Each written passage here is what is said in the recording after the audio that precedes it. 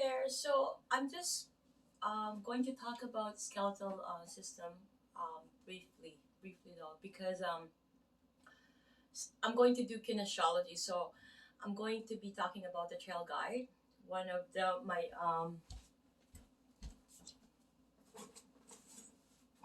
so it's one of the best book I believe for anatomy. It's combined with anatomy and palpation. Trail guide to the body. Um,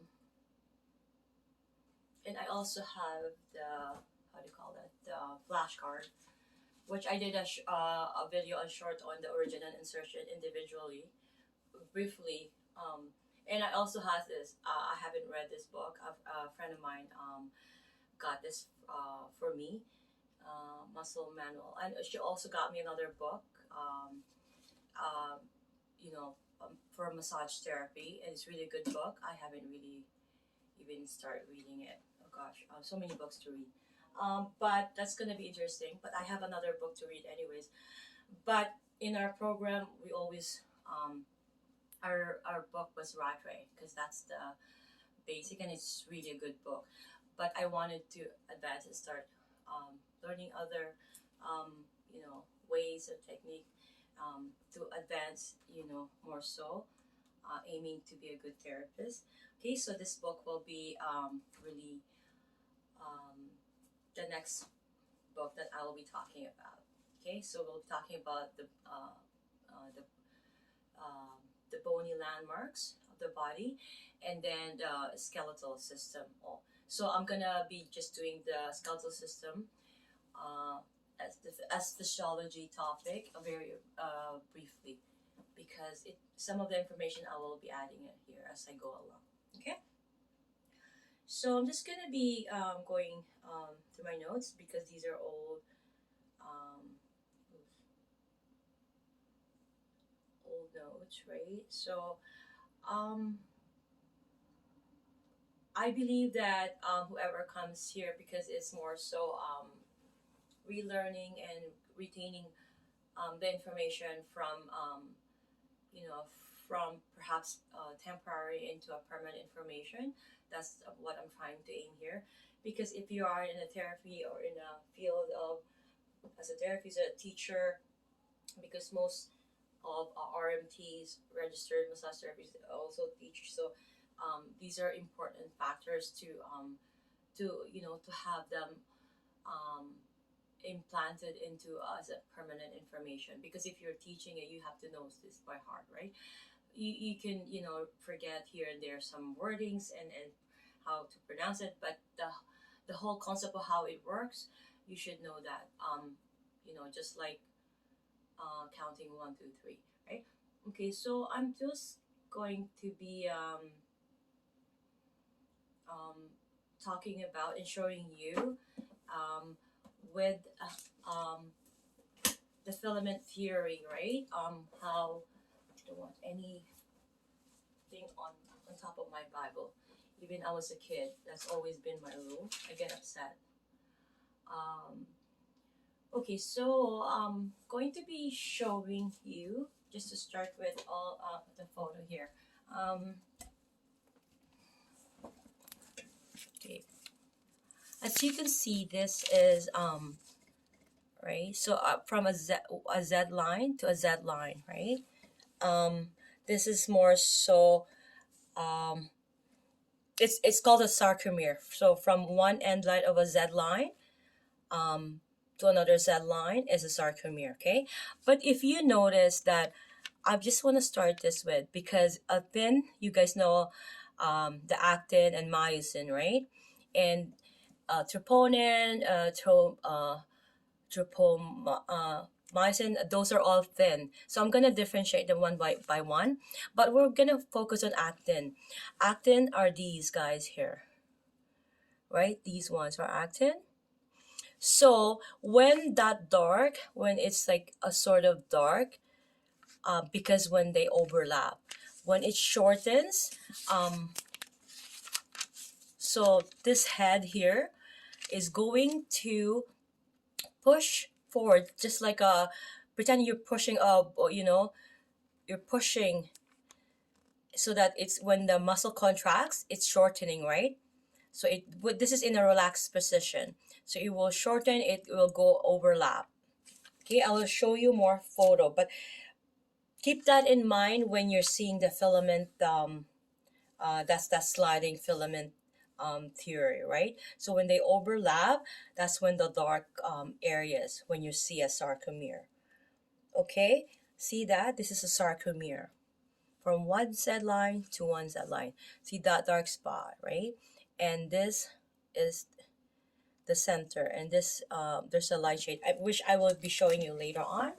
Okay, so having said that, um,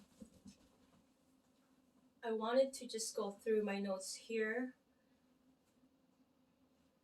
Oops.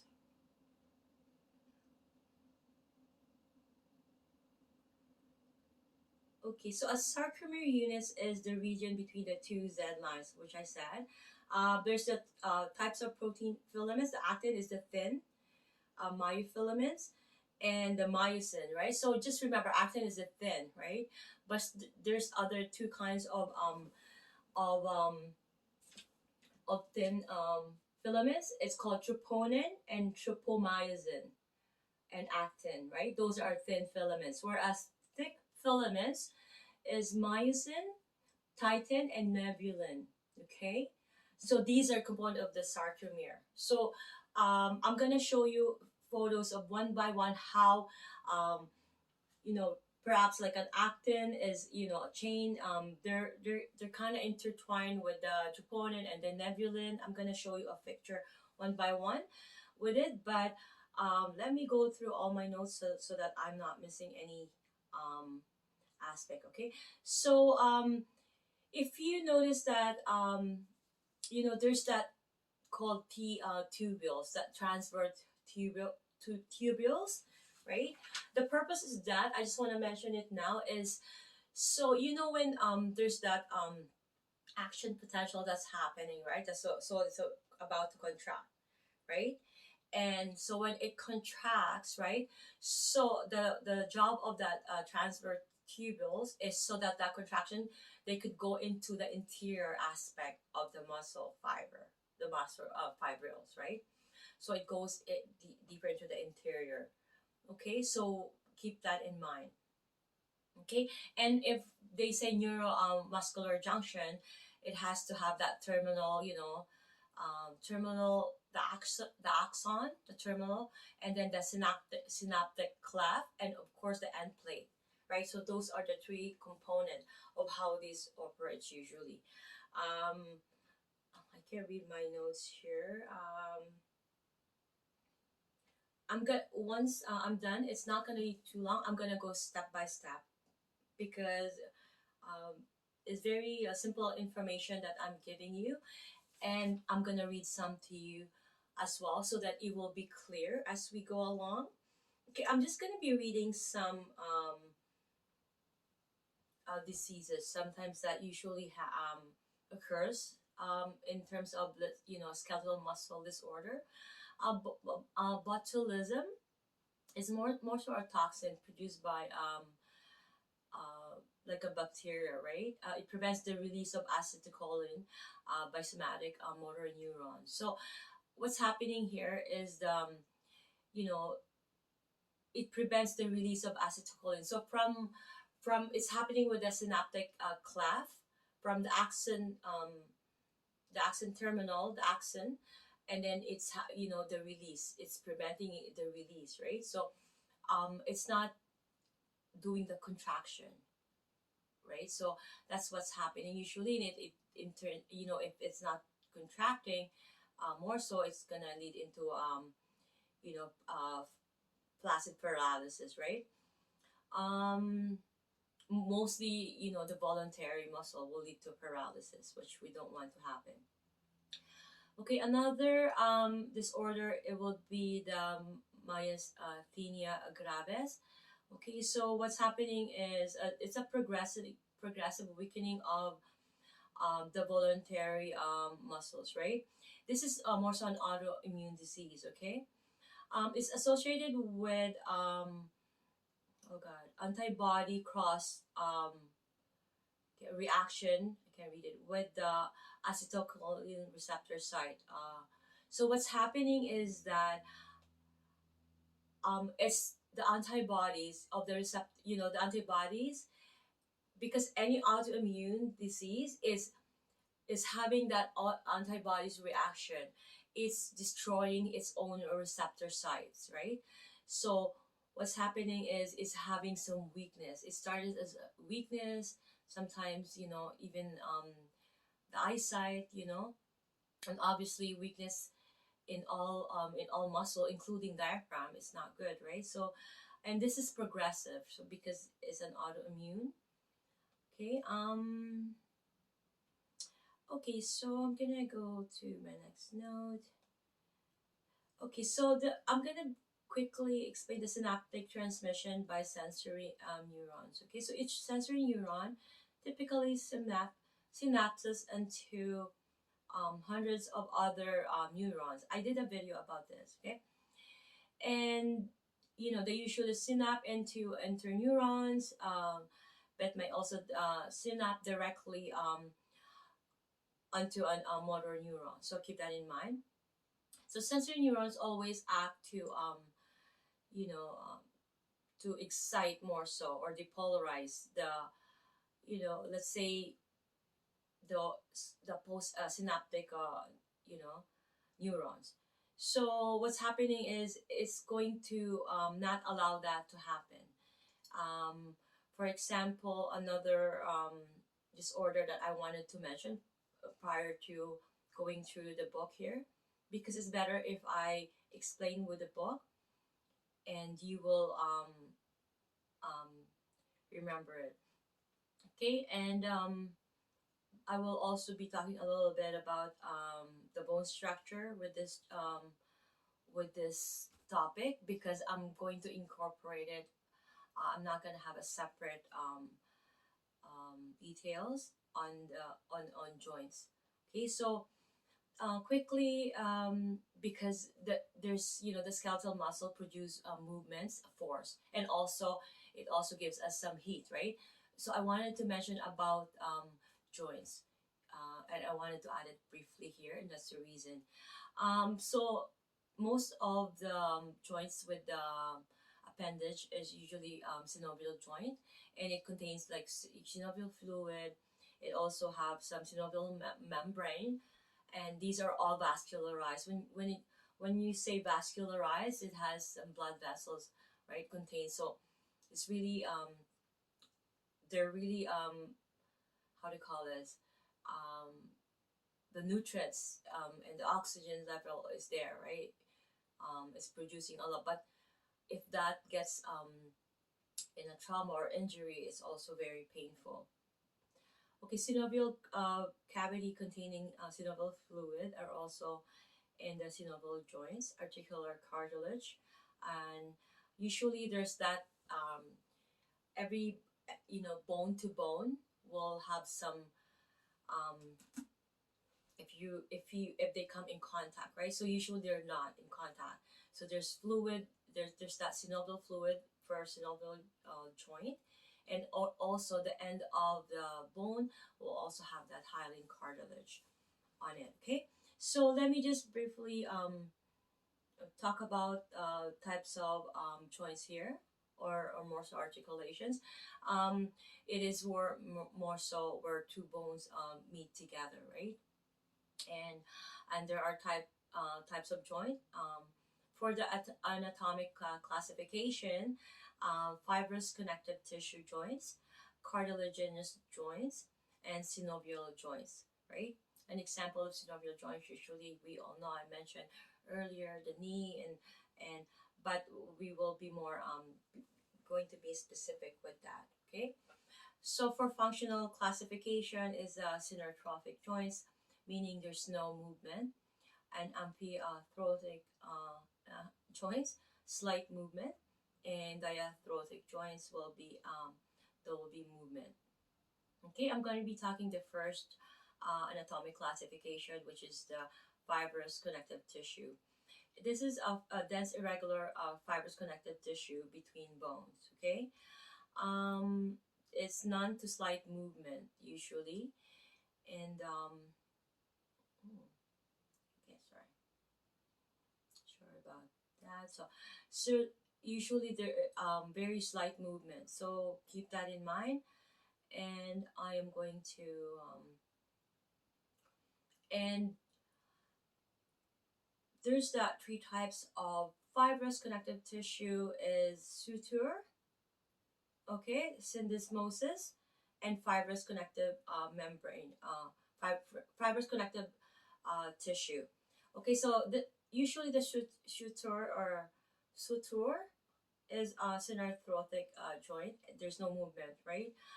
And syndesmosis is usually an interosseous ligament usually, and we all know in joints of, let's say, ulna and, right, the radius and ulna, there's those in between joint, right?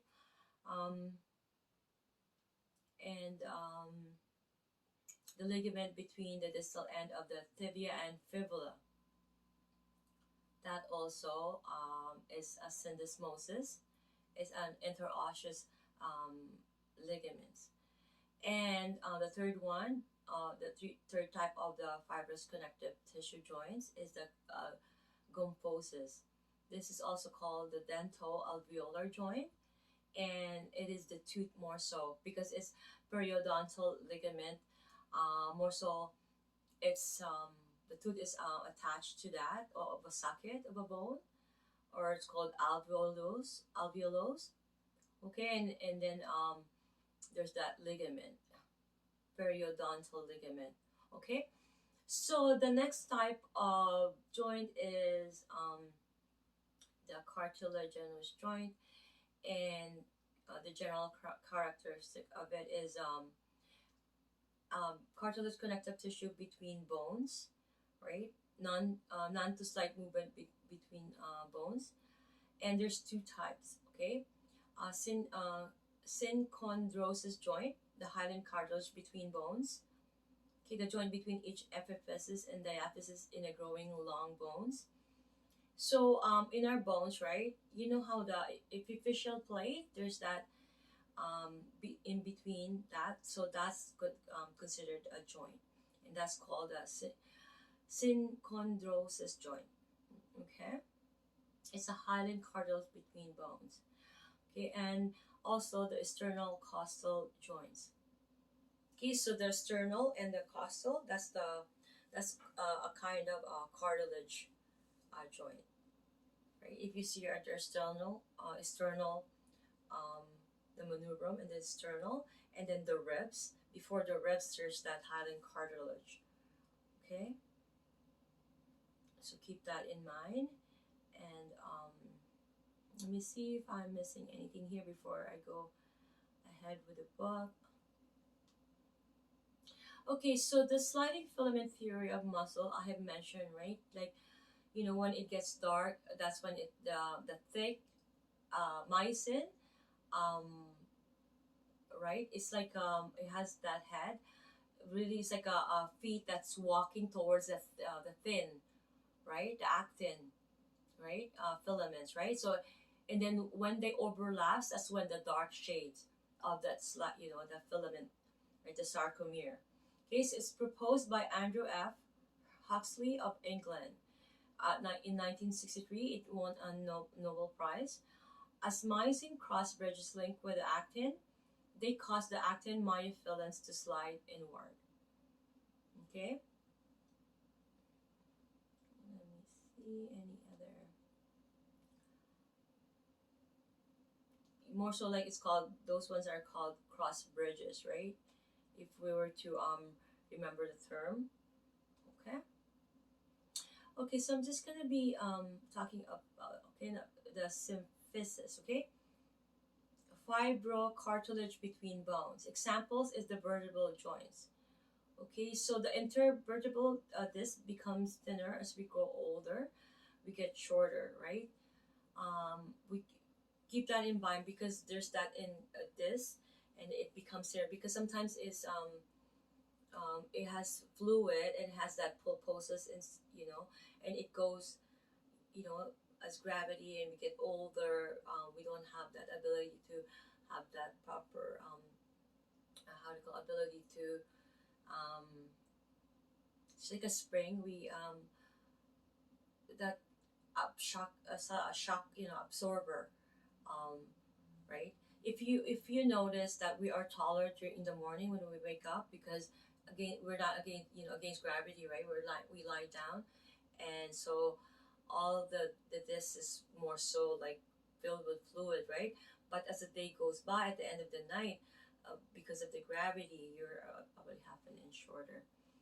And the pubic symphysis is also an example of under a symphysis. Okay, and synovial joints, which I have mentioned earlier. General characteristics is synovial fluid filled cavity between bones, I have mentioned earlier. And so bones are covered with hyaline cartilage, as I have tried to mention in my own words earlier. Synovial fluid is clear, a viscous fluid with the consistency of a raw egg white. Sorry about my pronunciation. So, like, it's kind of like sticky, and it has that consistency of, if you take out the yellow portion of the egg, so it's sticky. So bones held together by ligaments, just like the knee, right? You know, so we have the anterior cruciate ligament, the posterior cruciate ligament that's holding those two, right? The right. If we can think about vision it, because you're here in this channels because you know your anatomy, and you're trying to recall physiology, so that you can become a good therapist, right? So we're all both learning from each other. We're also learning this as well. So if the anterior posterior and then also the lateral collateral ligament and the medial collateral ligament, those are all fibrous um, cartilage, fibrous capsule that's actually supporting the knee, right? And on top of that, the kneecap, the bone, right? And then there's that from the quadriceps, right, tendon to the base of the patella. Okay, that's the tendon. That's also a big support. And then because bone to bone is ligament, so from the apex of the patella, right, the apex of the patella to the tibial tuberosity as the insertion, that's the ligament, right? So that also is a support. So there's so much support, really. Those ligaments also are protecting these joints. Okay, so I just want to mention that before I talk about the motions, and also later on when I go into the action of I get into kinesiology. I'm gonna After the trail guide, I'm gonna talk about the muscle manual, and it's gonna be an interesting topic because I'm gonna be mentioning about how the skeletal and of course the um, as well as the joints from time to time.